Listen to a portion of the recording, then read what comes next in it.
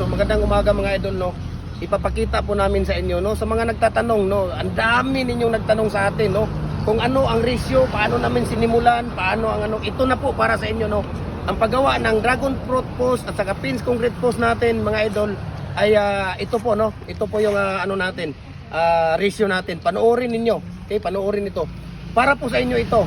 Sa mga nagtatanong, hindi ko kayo maisa-isa sa sobrang dami ninyo. Million views na po tayo, no. Paki-share na lang din yung video natin dahil itong video na to, very informative video po ito sa lahat po ng mga concrete products namin, especially itong dragon fruit post, pins concrete post natin, no. Ayan, pinapakita namin sa inyo paano kami nagsimula, no, itong landscaping papunta ng ano hanggang matatapos kami.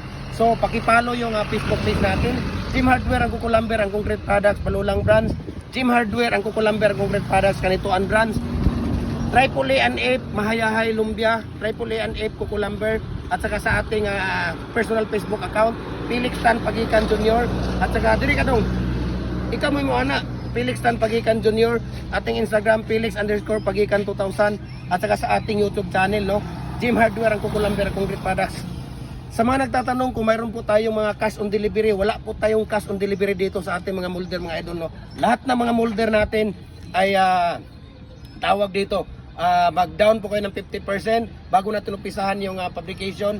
Tapos yung ano natin, yung 50% na kulang nyo, ipapadala nyo yan bago natin ipapadala yung tawag dito, yung molder ninyo. So, wala po tayong cash on delivery. Babayaran niyo, shoulder nyo po ang shipping fee, babayaran niyo po, no.